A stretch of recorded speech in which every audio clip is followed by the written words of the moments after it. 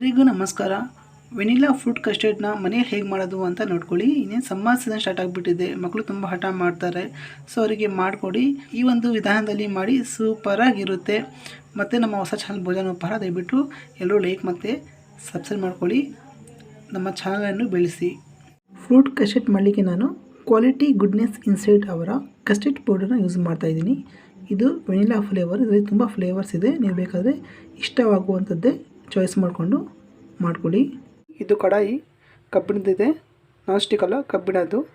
Non stick ಜಾಸ್ತಿ use ಮಾಡಬಾರ್ದು, ಹೆಲ್ತ್ಗೆ ಬಿಡೋದಲ್ಲ.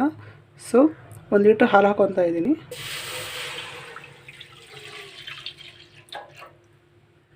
ಹಾಲು ಚೆನ್ನಾಗಿ ಕುದಿಸ್ಕೋಬೇಕು.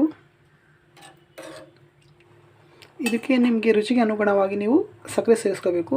ಫ್ರೂಟಲ್ಲಿ ತುಂಬ ಸ್ವೀಟ್ ಇರುತ್ತೆ, ನೋಡಿಬಿಟ್ಟು ನೀವು ಸಕ್ಕರೆ ಹಾಕ್ಕೊಳ್ಳಿ. ಹಾಕಿಬಿಟ್ಟು ಈ ಥರ ಒಂದು ಸ್ವಲ್ಪ ಮಿಕ್ಸ್ ಮಾಡ್ಕೊಳ್ಳಿ. ಸಕ್ಕರೆ ಹಾಕಿಬಿಟ್ಟು ಈ ಥರ ತಿರ್ಸ್ಕೋಬೇಕು.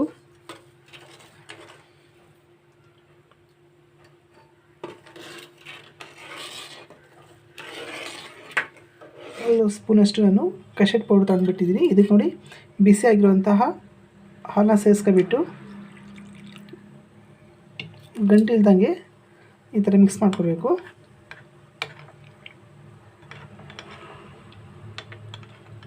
ಸಕ್ಕರೆ ಕಮ್ಮಿ ಇದ್ದರೆ ನೋಡಿಬಿಟ್ಟು, ಸ್ವೀಟ್ ಬೇಕಾದ್ರೆ ನೋಡಿ ಹಾಕೊಳ್ಳಿ. ನೋಡಿ, ಈ ಥರ ಗಂಟಿಲ್ದಂಗೆ ಕಲಿಸ್ಕೊಂಡಿದ್ದೀನಿ. ಇದು ನಾವು ಕುದಿತಿರೋಂಥ ಹಾಲಿಗೆ ಸೇರಿಸ್ಕೋಬೇಕು. ನೋಡಿ, ಈ ಥರ ಮಿಕ್ಸ್ ಮಾಡ್ಕೊಳ್ಳಿ. ಒಂದು 3 4 ನಿಮಿಷ ಈ ಥರ ಮಿಕ್ಸ್ ಮಾಡ್ಕೊಳ್ಬೇಡಿ, ಕೈ ಬಿಡಬೇಡಿ. ಇದು ಸ್ವಲ್ಪ ತಿಕ್ಕಾಗಿ ಅಂದರೆ ಗಟ್ಟಿಯಾಗಿ ಬರುತ್ತೆ. ಈ ಥರ ತಿರುಗಿಸ್ತಾನೆ ಇರಬೇಕು. ಇಷ್ಟು ಗಟ್ಟಿ ಆದರೆ ಸಾಕು. ಇದು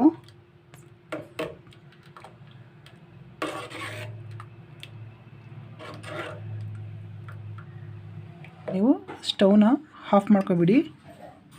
ಇದು ಒಂದು ಅರ್ಧ ಗಂಟೆಗಳ ಕಾಲ ಕೂಲಾಗಿ ಬಿಡಬೇಕು. ಅಂದರೆ ತಣ್ಣಗಾಗಲಿ,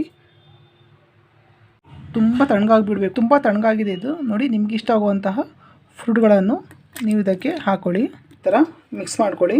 ಸ್ಟೀಲ್ ಕಂಟೈನರ್ಗೆ ಶಿಫ್ಟ್ ಮಾಡ್ಕೊತಾ ಇದ್ದೀನಿ, ಯಾಕಂದರೆ ಫ್ರಿಜ್ನಲ್ಲಿ ಇಡಬೇಕಲ್ವಾ. ಸೊ ಅದರಿಂದ ಈ ಥರ ಕಂಟೈನರ್ಗೆ ಶಿಫ್ಟ್ ಮಾಡ್ಕೊಬಿಟ್ಟು ಒಂದು 3 ಗಂಟೆಗಳ ಕಾಲ ಫ್ರೀಸ್ ಮಾಡಬೇಕು.